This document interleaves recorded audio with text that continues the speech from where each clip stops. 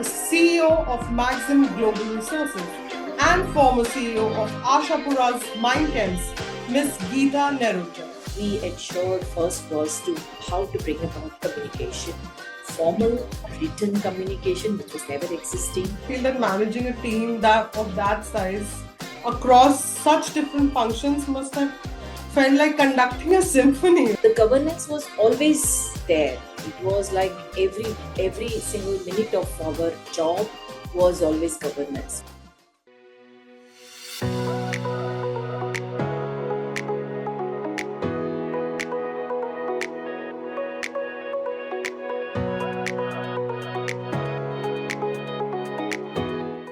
Hi everyone, welcome back to FaceTime with Leaders, powered by Directors Institute, World Council of Directors. I'm your host Charu Mehra, and today we're exploring a world where raw material meets global markets, where industries rise and transform, and where leadership isn't just about managing numbers, it's about shaping the very foundations of growth.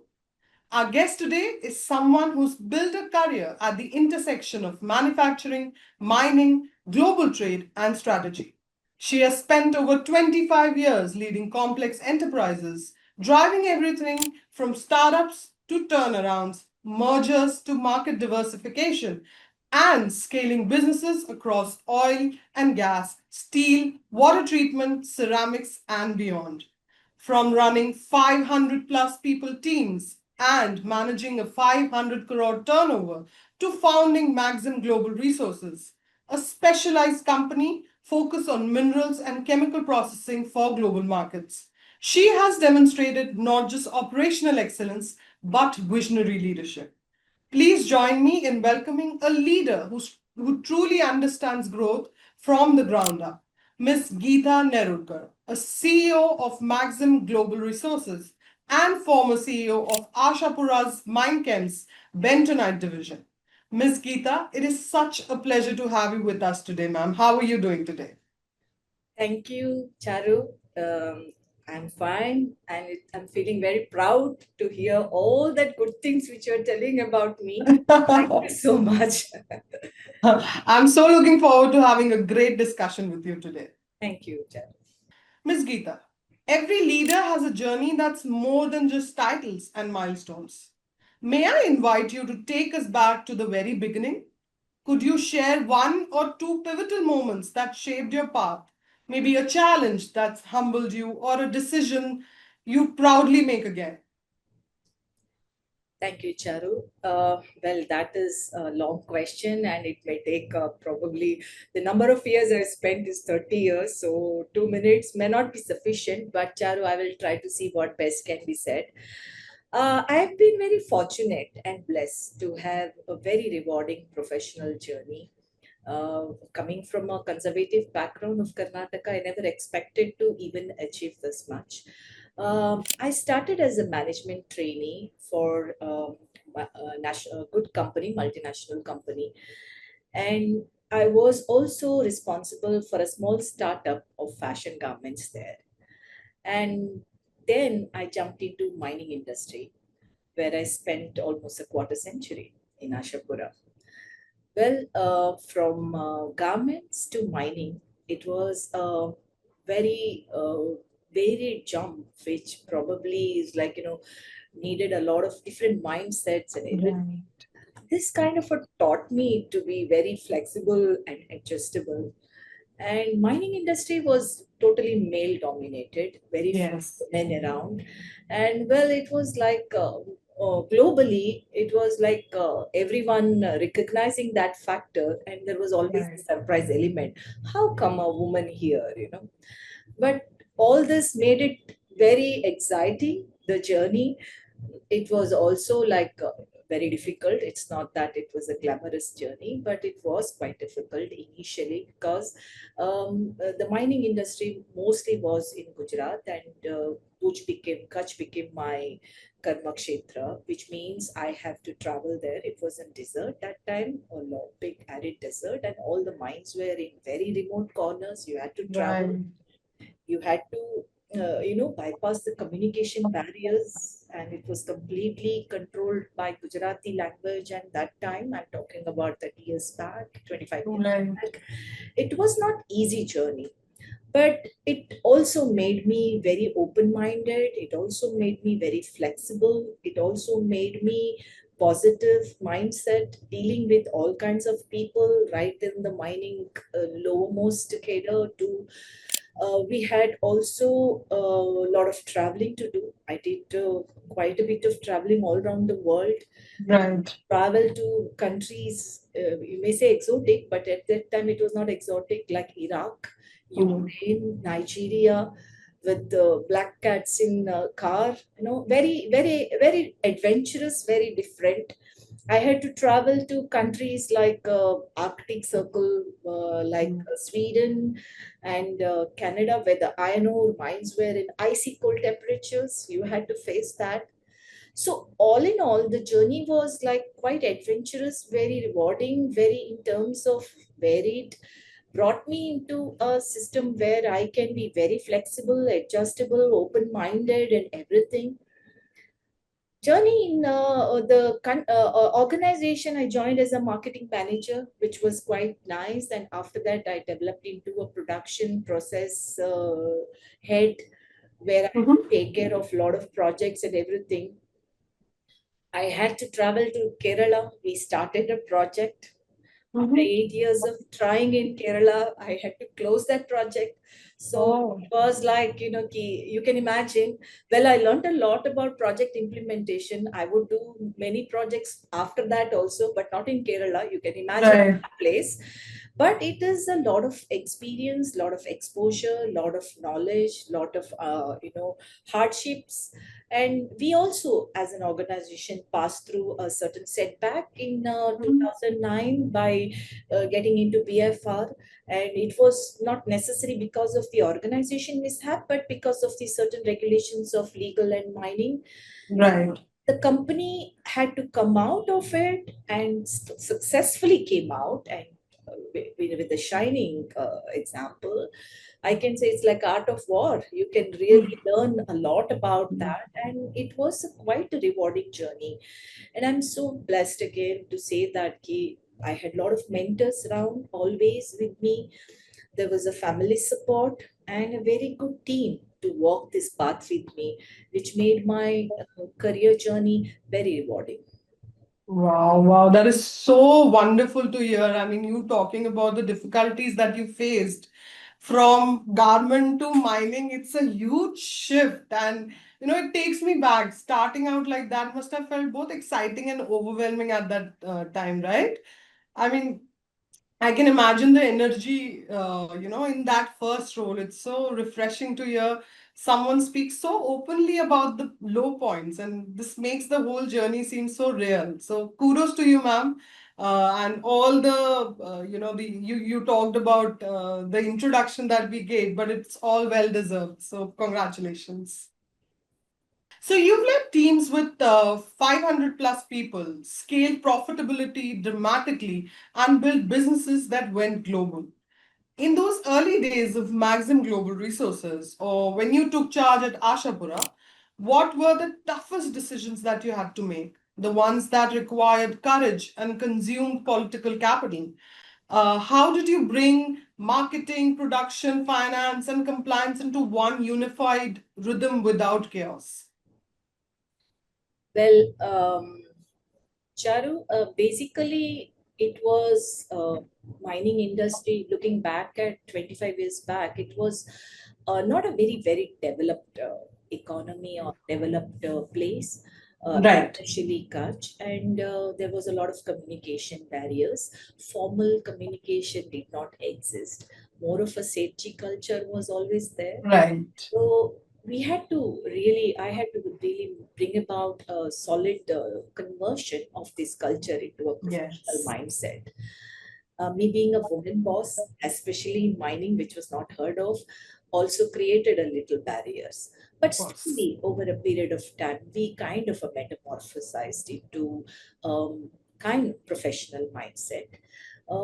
We started this process. We ensured first was to how to bring about communication. formal written communication, which was never existing, Right. more of a digitalization, trying to bring about laptops, internet, ERP systems, and everything, where the people could slowly try to develop. See how now current generation is more into mobiles and everything. Those Yes. mobiles were not there, but we could actually start the process of development like this initially. Right. It's very Right. tough to bring about a unification of this whole community, which was more than 800, because there were a lot Mhm. of contractual labors and other people not even on payroll but other things. So it was like around 2000 people. So coming back to it, we had to bring about a kind of a monthly meetings. We had to bring about like quarterly meetings, annual business plan creations, where we could interact with them and ensure that we have our visions translated into their Right. level of talking, their level of communication, which means what is their objective, what is their Yes. system, and how they can achieve that kind of a system. So Mm-hmm. it had to Mm-hmm. be brought into their level. So Right. was we and my main point was always focusing on manpower. Mm. I feel personally is manpower is the biggest resources in for the organization. If your Right. talented manpower is there in the system, organization can always prosper. So I was Agree. always focusing in this, and there were a lot of tough decisions which I had to take. I had to do a lot of restructuring. There are sometimes which people cannot fit into it. We had to wean out also, but that is as a last scope. It was always trying to develop them, mentor them, give them training. We had annual brainstorming exercises. We had to bring people from outside, mentor Right. people. Training exercises was a continuous process. So we Mhm. could try to bring about this metamorphosis from different culture to a more professional culture. People could Mhm. understand what we are saying, where we have to compliance, where we have to focus on values, where we have to develop upgradation, where we have to develop modernization of the systems, Right. where Right. we have to change the processes slowly with all their help and the whole team support. We could slowly build this system into, we created a brand where we became a leaders in the world for our mission. Yes. That was the process. So I think it was a long journey and a lot of commitment to the system, commitment to the people. In return, I also got the same commitment from them. It was a From them. Wonderful, wonderful. I feel that managing a team that of that size across such different functions must have felt like conducting a symphony, right? And that is so impressive. Making a decision like that takes real courage. And you did that. So thank you for sharing that with us. I wanted to add one thing in that, if Yes, yes. it's possible. It's a quote from Lao Tse, where it says that, like, the best leader is, I have to look at it, the leader Yes. is best when people barely knows he or she exists. Wow. And when the work was done, they claim it that they have done themselves. That is the Wow. leadership. So looking back after I've come out of my company, after 25 years, and I see the people whom I've created, the team I've created doing that a good job and successful. I feel good about that. Wow, that is such a humbling opinion that you have, ma'am. So kudos to you on that successful metamorphosis, I should say, that happened. So wonderful. You've said that before, that growth must show up on the P&L, not just boardroom presentations. How do you design business models and partnerships where impact is measurable in revenue, cost, or risk reduction? Um, See, basically, performance is both tangible and intangible. Right. In the case of tangible, it is for us. It is quite easy because we had a lot of tools, business management tools. Like we started with the ABP, which means annually we had to forecast our vision and divide it into different segments of performance measured characteristics. Like for example, it is for sales, marketing, production, quantity, processes, quality, R&D, HR. Everywhere we had a clear cut path. Right. So you perform, and you have an annual review, appraisal system, you have a sales monitoring, you have a numbers monitoring. So this is very tangible way of going about, and Yes. set your plans, and at the end of monthly or quarterly or annually, you ensure your progress is monitored and controlled, and sufficient amount of direction is given if it is going back or forward or any, directed basically. Right. Right. Not only this, can these were done with different tools, like, okay, we had ABP, we had brainstorming, we had sales incentive Mhm. planning, we have KIPs, and so KPIs, we have so many factors to measure. And over a Right. period of time, we had a robust ERP system, we got into Mhm. SAP HANA also, so we had dashboards and everything, financial controlling systems, so it was easy to measure. What I'm Right. also interested in, intangible. Intangible is what we also focused a lot. We built a brand for our products. We became a global leaders for that brand. I could recognize, or rather in remote corners of the world, we could hear Ashapura name for this product, which is Wow. what was a fulfilling for us, because that kind of a Yes. brand leadership is very rare, and you could see throughout every part of the world, you could see that it is for us. That is one of the intangible also we saw. And then, of course, talent development, where you have a constant process of upgrading your people, developing R&D, technology centers, modifying your processes and everything, Right. creating a good talent pool. These are all intangible, developing Mhm. culture. So it was these are not measurable, of course, but only when you look back and see that some person remarking that, oh yes, Ashapura, I know you are leaders in Bentonite, you're the world leaders in Bentonite. You really feel, yes, it has been measured and very successfully measured. Wow, wow. I believe that your approach really stands out. It's sort of structured but practical. And you can see how strategy and executions were aligned seamlessly. And that is the reason you came out successful and your name was across all around the world. So congratulations on that. Thank you. In industries like manufacturing and mining, where supply chains are global and risks are high, how do you ensure technology reinforces discipline and governance instead of just automating weak processes?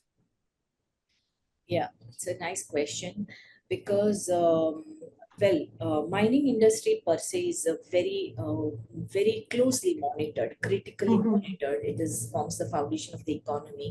Right. In time, it is a degradation to the environment, but in one perspective. So the government monitors it very thoroughly. Right. So what we have decided, or rather what went through in our system, was that technology is a part and parcel of requirement. So first thing is that we ensure that all the employees, irrespective of grade, got infrastructures of laptops or internets or Wi-Fi's and everything, Yes. so that they are digitally equipped to make a decision, and as well as report if there is any requirement to report. Requirement. It is a very fast decision making. Right. So Right. we had a good ERP system where we could Okay. actually monitor our mining processes and all other processes very well. And it was always adherence to all compliances by virtue of ensuring that all documentations are digitalized and always up to date. The government gives a lot of focus on all this. And also we had the whole system was operating on royalty and so many things, such Right. where Right. we had to focus on our digitalization. So this was a Hmm. constant process. Agreed. So secondly, we also ensured that upgradation of machinery and technology center, R&D center. We had one of the world's most advanced R&D center in Kutch, which Okay. even globally people recognized and acknowledged. So it was Oh, a continuous process of upgradation and modernization. We had the largest manufacturing plant in the for bentonite in whole of world. So wow. it was a continuous process, innovation, modification, upgradation. So much so that even during COVID, we did not have any problem because we had completely digitalized and we could work on an online system without any problem. Our Wow. documentation system, whether irrespective of government or banking or anything, was all up to date. So technology was always given a lot of importance. We also brought first time in Kutch for drilling machinery and Mm. software for monitoring. All that was taken in first. We also brought a lot of high advanced machines for analyzing the minerals like ICPS and all that. These are all things which are like, key advanced for those times, and Mhm. we're up to date with all this machinery and technology. Also, we ensured that the people around us were made part of this upgradation, Yes.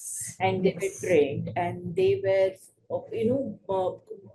encouraged and motivated to follow these regulations, Right. compliances, to adherence to all systems, and ensure, because we can give all suits and boots and everything to the lower down people, but if they refuse to wear it, it becomes no Yeah. useless. Exactly.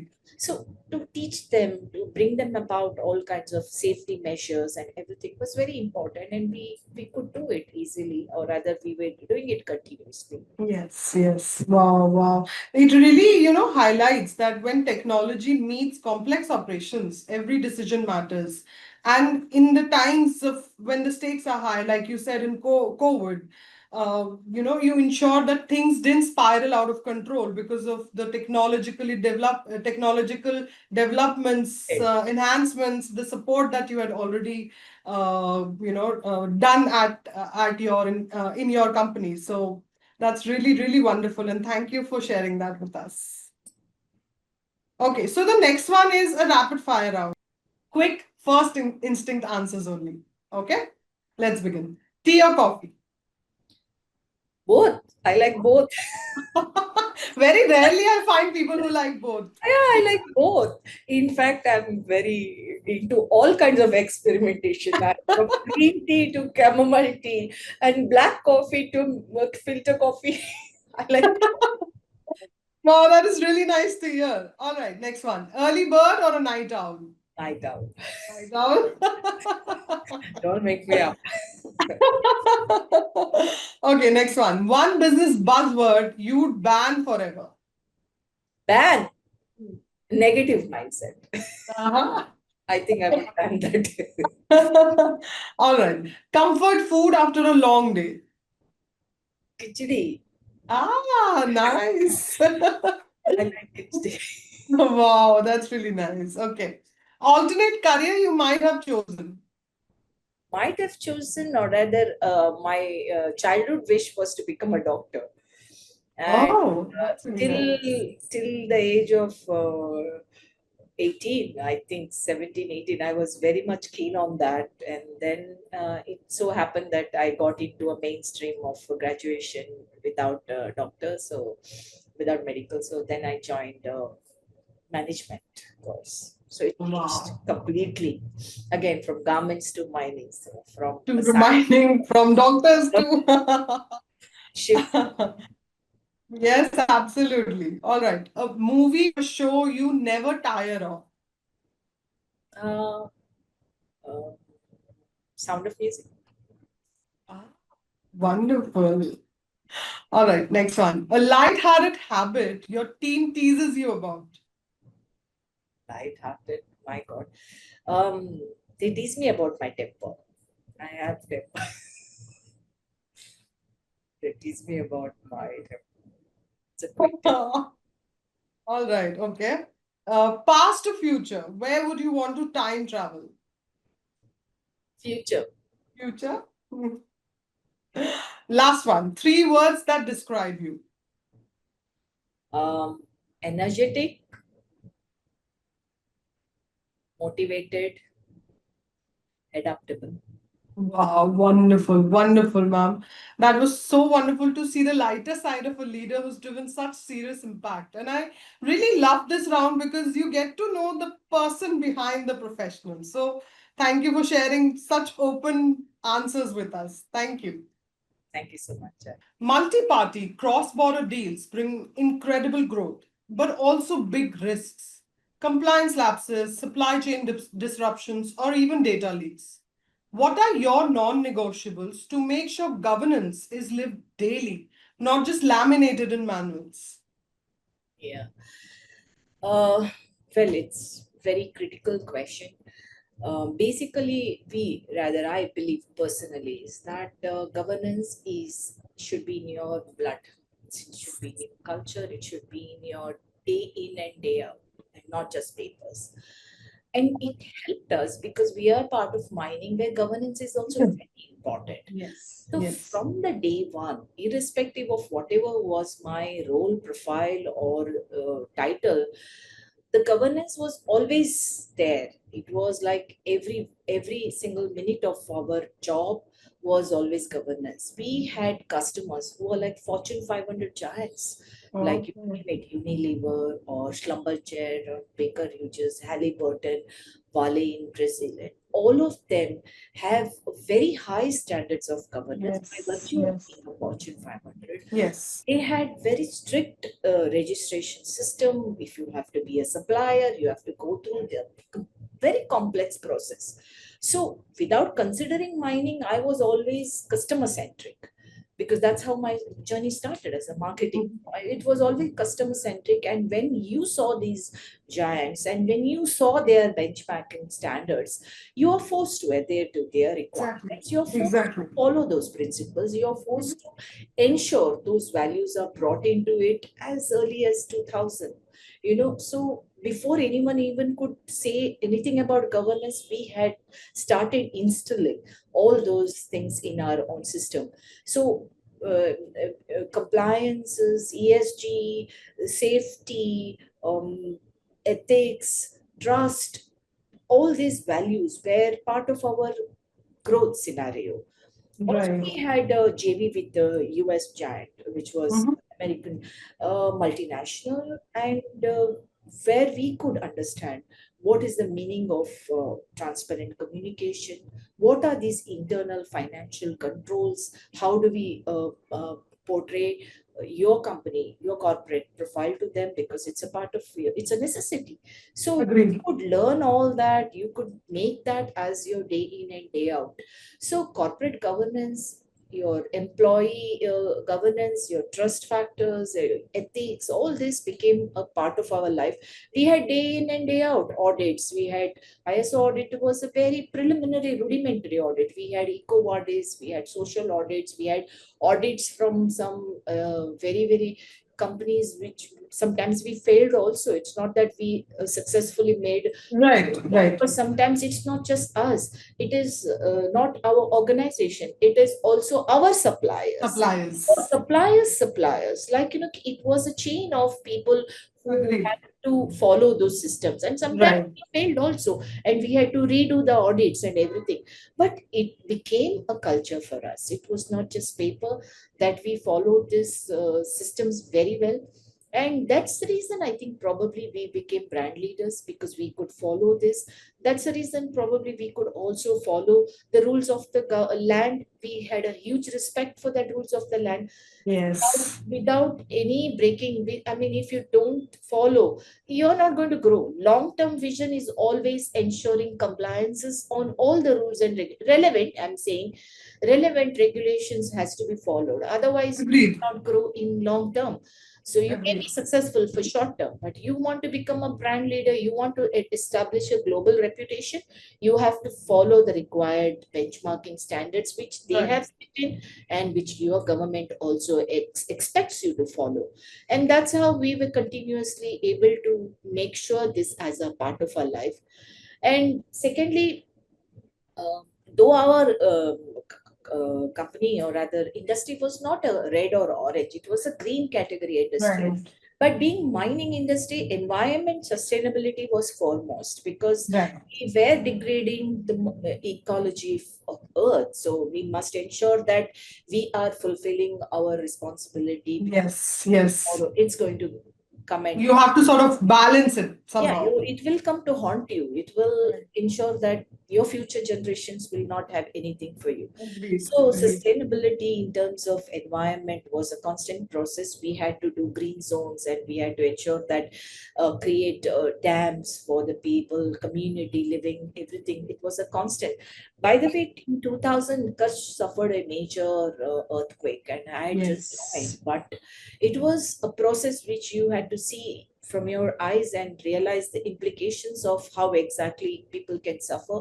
So we ensured during that time to build a lot of facilities for the Right. future, which means we established trust, we established museums, we established a lot of schools and foundations where people can develop, arts can develop, people can get the benefit of water and everything. So the process of environment sustainability was also part of our regular situation. And I think being customer oriented and being environment friendly, we could always relate to it very well. Right.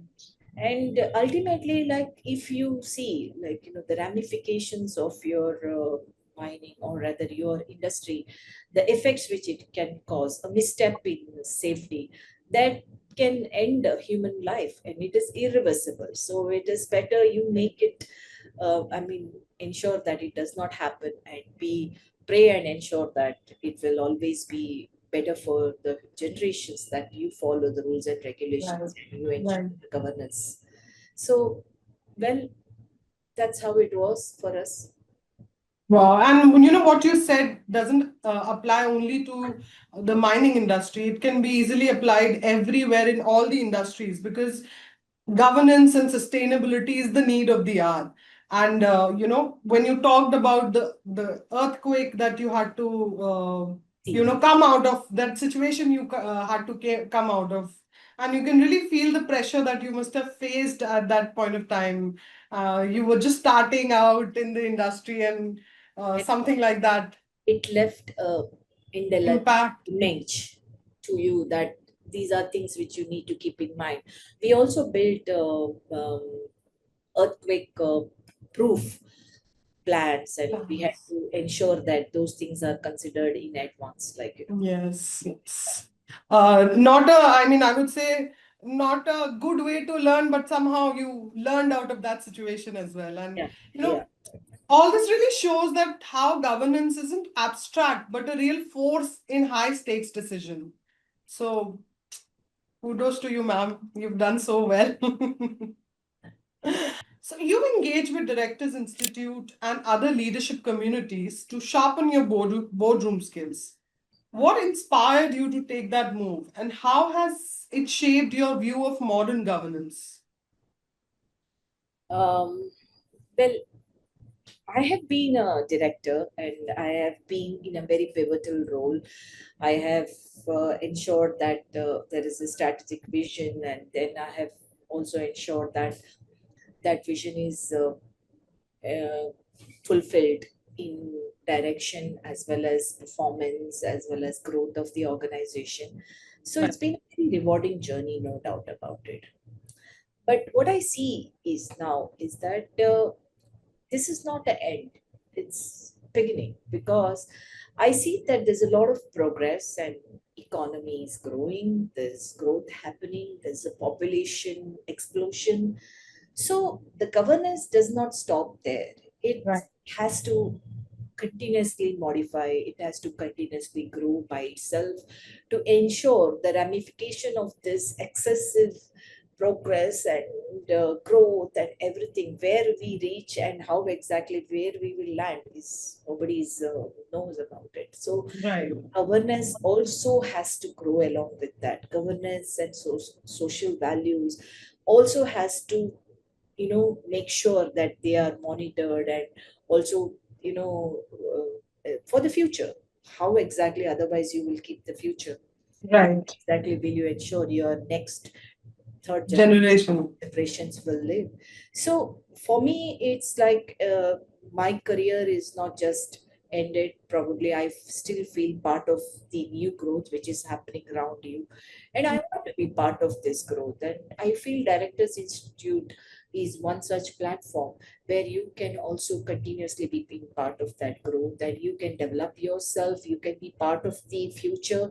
You can also ensure that whatever you have done so far, your knowledge or your exposure, your experience can also fulfill some other mentor, somebody else, or Right. ensure these also can be part of the future generations. You can add value.